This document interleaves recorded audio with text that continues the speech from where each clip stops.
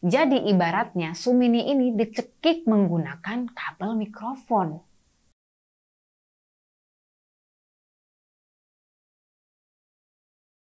Para warga, gimana nih udah sore? Jemuran udah pada diangkatin belum? Motor udah pada diservis? Jangan ampe lu main internet mulu, pegang HP mulu, urusan rumah tangga kagak dikerjain. Kesian loh si Rojak sama si Kokom, dari tadi minta telur pakai kecap kagak dibikinin. Soalnya nih kalau urusan rumah belum beres, kadang suka dijulitin sama tetangga. Padahal sih ya, rumah dia juga belum tentu beres juga. Tapi kalau misalnya kerjaan rumah udah beres, wah bagus nih berarti. Tinggal dengerin cerita gue doang nih. Soalnya nih Ari, gue pengen cerita yang ada kaitannya sama tetangga julid. Tapi ini mah julidnya kebina-bina, ngeri.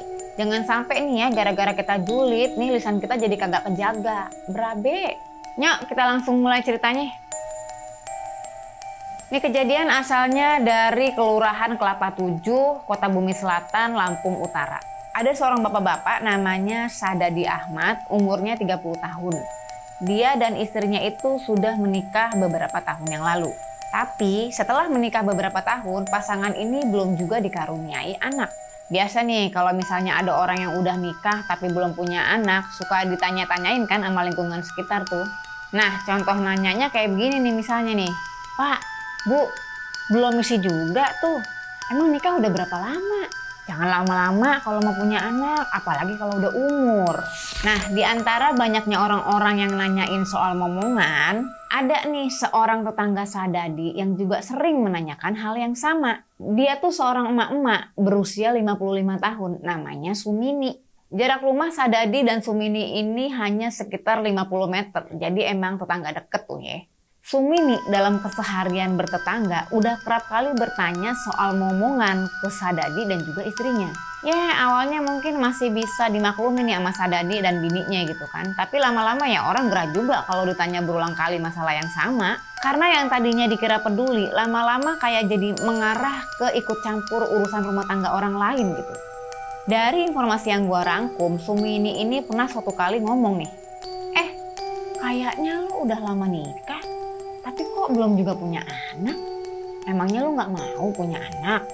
Sadadi pada saat itu masih sabar ngejawab. Udahlah sabar aja, walaupun ditanyainnya yang itu mulu. Pernah juga nih, nggak tahu kenapa, nih emak-emak keponya kagak habis-habis. Dia asal aja gitu ngucap. Sadadi, lu mandul kali ya? Kok bini lu nggak hamil-hamil juga? Kesian tuh bini lu, dia kan pengen hamil juga. Coba deh lu ke dokter. Dikata ke dokter bayarnya pakai daun kali ya, agak pakai duit. Ternyata Sumini ini sering juga ngomong ke bininya Sadadi perihal yang sama. Bininya Sadadi pada saat itu juga masih sabar tuh ya. Dia pikir ya namanya juga orang udah tua gitu kan ya. Emak-emak nih udah mulai tua, gak apa-apa deh. Di sini cukup jelas ya, menurut gue mungkin awalnya Bu Sumini ini terkesan peduli. Tapi lama-lama namanya bukan peduli lagi karena dilakuinnya tuh udah berulang-ulang gitu. Malah berubah menjadi hal yang mengganggu kenyamanan. Kalau kata orang Bekasi mah ya ini namanya annoying gitu. Sampai suatu hari kesabaran Sadadi ini udah gak dapat ditahan lagi. Dan ini adalah awal dari tindakan kriminal yang dilakukan oleh Sadadi. Sumini ini makin menjadi keponya. Bahkan udah sampai kelewat batas. Sampai menghasut bini Sadadi biar dia cerai sama lakinya. Tapi saat itu bini Sadadi ini masih menutupi hal ini gitu dari lakinya. Gak selesai sampai di situ, waktu terus berlalu nih ya kan. Sumini ini terus-terusan nih menghasut bininya Sadadi untuk cerai dari dia. Nah, ternyata nggak sengaja nih, kebetulan Sadadi ini ngedenger percakapan antara Sumini dan bininya. Kira-kira tuh Sumini ngomong gini, lu kok tahan sih sama laki lu? Kan dia mandul, lu gadoin aja biar lu punya keturunan. Kalau lu nggak punya kenalan laki-laki, gue bisa cariin tuh laki-laki yang bisa hamilin lu. Karena tajamnya lidahmu lebih tajam dari pedang. Menurut pernyataan langsung dari Sadadi di media, maksud dari digadoin adalah supaya bininya Sadadi ini lebih baik nyari laki-laki lain tuh. Istilahnya, maaf nih yang tokcer gitu dah biar bisa hamil. Sadadi yang waktu itu dengar kata-katanya Sumini merasa harga dirinya terhina. Dia nggak terima dan tersinggung. Sejak hari itu, Sadadi ini menyimpan dendam terhadap Sumini. Dendam yang membara inilah yang membuat Sadadi jadi gelap mata dan gak peduli lagi. Yang penting Sumini tuh bisa lenyap gitu dari kehidupannya dia dan bininya. Hari Minggu tanggal 23 Juni 2024 sekitar pukul 11 siang, Sadadi ini udah menyusun rencana jahat buat menghabisi nyawa Sumini. Sadadi pergi ke rumah Sumini dengan alasan meminjam pompa angin. Dia masuk dah tuh lewat pintu belakang. Nah terus dia manggil Sumini tuh. Assalamualaikum. Bu Sumini. Nah Sumini keluar rumah tuh. Lu ngapain lu di mari? Bu, kita boleh kagak minjem pompa angin? Iya boleh. Tar dulu ya gua ambilin. Iya, makasih ya Bu. Lalu Sadadi pun pura-pura membawa pergi itu pompa. Nah kemudian gak berapa lama dia balik lagi tuh pura-pura mau ngebalikin tuh pompa. Nah dia lihat kayaknya kagak ada orang nih di rumahnya Sumini ini. Cuma Sumini doang nih seorang yang baik. Nah situasi ini mendukung buat menjalankan rencana jahat Sadadi. Pas Sadadi pura-pura mau ngebalikin pompa itu tadi, dia nanya nih sama Bu Sumini. Bu, ini pompanya mau taruh di mana? Terus Sumini jawab, udah taruh dalam aja Di. Nah, di sini perkara horornya. Abis ngebalikin pompa, Sadadi ini pura-pura tuh keluar dari rumahnya Sumini. Kebetulan pas lagi mau jalan keluar, dia ngeliat tuh badannya Sumini itu ngebelakangin badannya dia, si Sadadi ini. Karena emang udah niatan Sadadi buat melenyapkan nyawa Sumini, gak pakai lama Sadadi ini langsung tuh memiting leher Sumini dan langsung ngebekap mulutnya Sumini. Sebenarnya Sumini ini sempat melawan, tapi karena kalah kuat, badan Sumini ini dibanting ke lantai. Sumini sempat berteriak, tapi dibekap lagi sama Sadadi menggunakan kain lap basah. Karena sulit bernapas, Sumini mulai lemah dan setengah sadar. Tapi Sadadi nggak puas berhenti sampai di situ. Dia lihat tuh ada kabel mikrofon deket dia tuh. Pas dia lihat ada kabel mikrofon tuh deket dia, dia langsung melilitkan kabel mikrofon itu ke lehernya Sumini. Jadi ibaratnya Sumini ini dicekik menggunakan kabel mikrofon.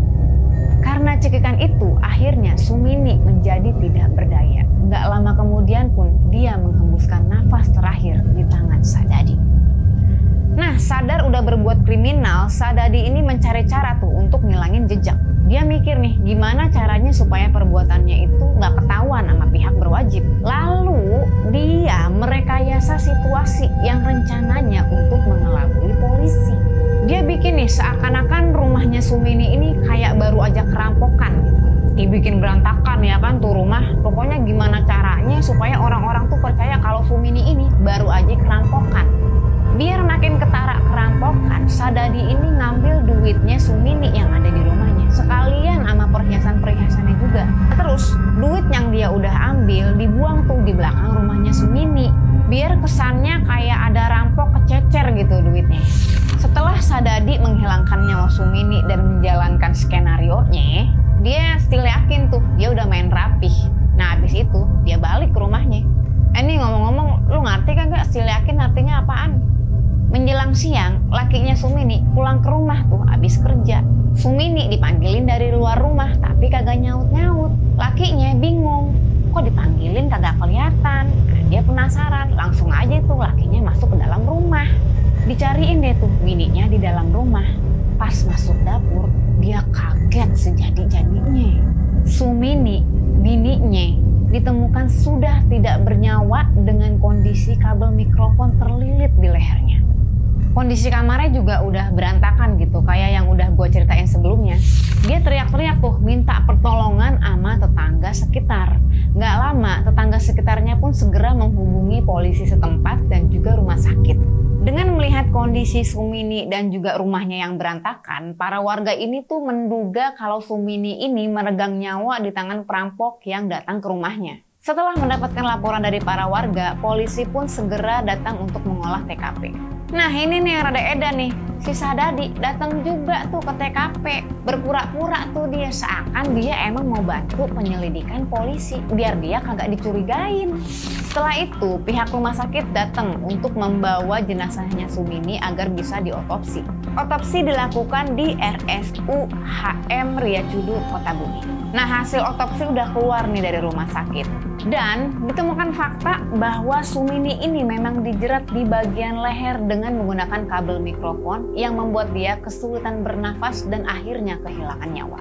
Terdapat juga luka lebam di bagian punggung dan pendarahan di bagian telinga Sumini. Setelah selesai diotopsi, jenazah Sumini ini dikuburkan dan dalam proses penguburan itu tanpa rasa bersalah, Sadadi ini ikut dalam proses penguburan itu. Waktu itu dia tenang-tenang aja tuh, dia pikir dia bisa lolos dari kejaran polisi. Sementara itu, hasil investigasi polisi udah kelar nih. Hasilnya, polisi menemukan Sumini kehilangan nyawanya di tangan orang yang dikenal dekat. Dan dari kecurigaan dan bukti-bukti yang ada, penghilangan nyawa ini diduga kuat dilakukan oleh Sadadi.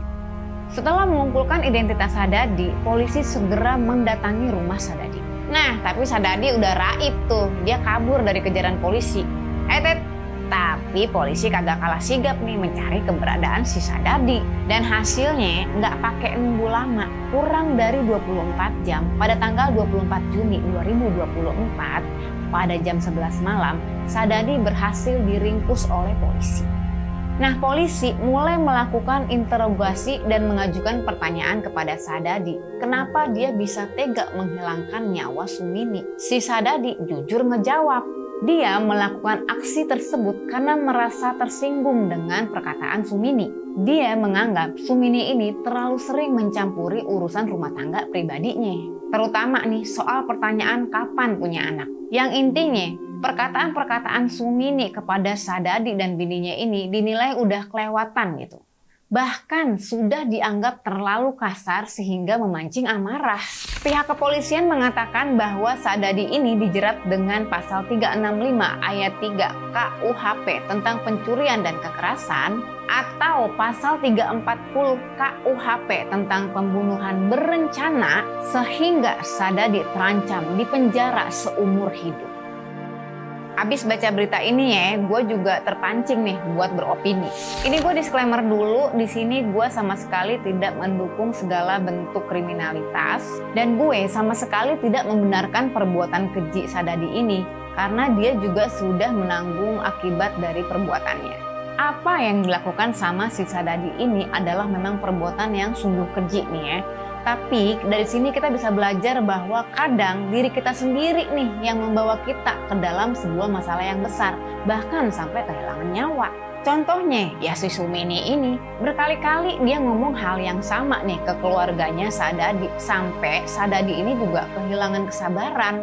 Mohon maaf nih sebelumnya buat Bu Sumini juga, tapi semoga ini bisa jadi pelajaran buat emak-emak di luar sana yang perangainya mirip-mirip nih sama Sumini. Mereka-mereka nih ya yang suka mencampuri urusan orang, seakan-akan peduli gitu kan ya, nanya-nanya mulu. Nih bapak, ibu ya kan, nggak apa-apa nanya sekali dua kali, tapi kalau keseringan lama-lama orang enek juga. Lagian nih kalau emang kita mau jujur nih sama hati kita, lu pada sebenarnya nanya urusan orang tujuannya apaan sih? Ini buat seru-seruan lu doang atau emang lu beneran peduli nih? Soalnya belum tentu orang yang lu tanyain juga nyaman gitu, lu tanyain kayak gitu. Contoh nanyanya kayak gini nih, Fitri, lu belum kerja? Kayaknya lu udah lulus lama dah, kok belum kerja juga? Yati, lu kapan nikah?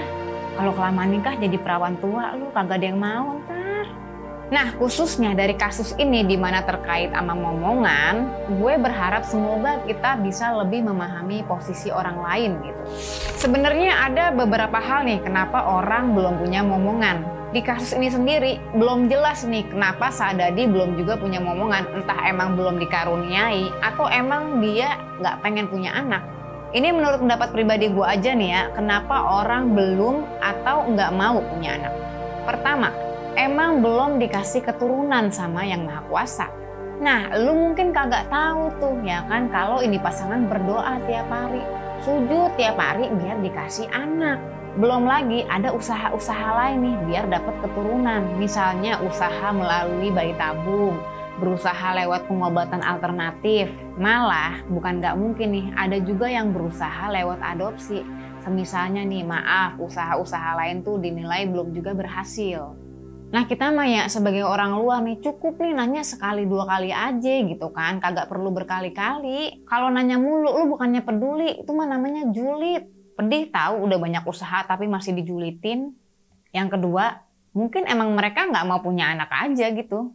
Lu mungkin nanya, "Dih, mana ada orang modelan kayak gitu? Nggak mau gitu punya anak?" Lah ada, faktornya juga banyak. Salah satunya yaitu faktor trauma. Mungkin dia nggak dibesarkan dengan baik sama orang tuanya alias broken home gitu kan. Jadi timbul kekhawatiran dia gitu kalau dia pun juga nanti bisa jadi orang tua yang nggak baik buat anak-anaknya. Ya kita kan kagak tahu ya orang udah ngelewatin apa aja gitu dalam hidupnya. Nah faktor lain yang nggak kalah penting adalah faktor ekonomi. Di mana secara finansial mereka tuh mikir kalau mereka belum siap untuk memiliki anak. Karena jadi orang tua itu tanggung jawabnya kagak main-main coy. Lu sampai akhir hidup lu juga tetap bakalan jadi orang tua. Karena lu yang menginginkan kehadiran seorang anak di dunia ini, nah makanya lu bertanggung jawab tuh untuk mengurus anak itu dengan baik. Nyekolahin anak, ya kan, memberikan pendidikan yang baik, memberikan makan, gizi yang cukup, ya kan. Emang itu semua kagak pakai biaya. Banyak anak, banyak tanggung jawab. Rezeki emang udah ada yang ngatur, tapi kalau rezeki juga kagak dicari dan kita juga kagak berusaha nih jadi orang tua yang baik, itu rezeki dari mana datangnya?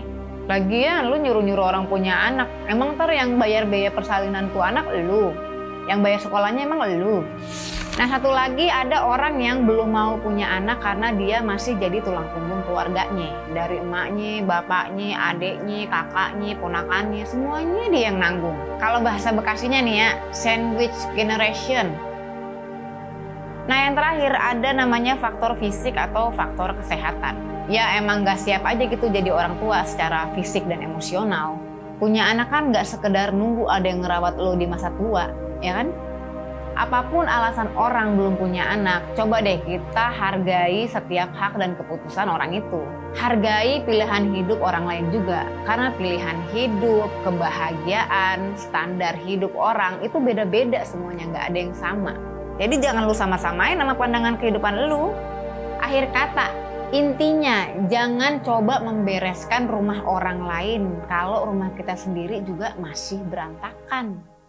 Ya sekian dulu dari gua, terima kasih mau lihat Godang. Jangan lupa tonton video-video gua berikutnya. Lanjutkan, merdeka atau mati.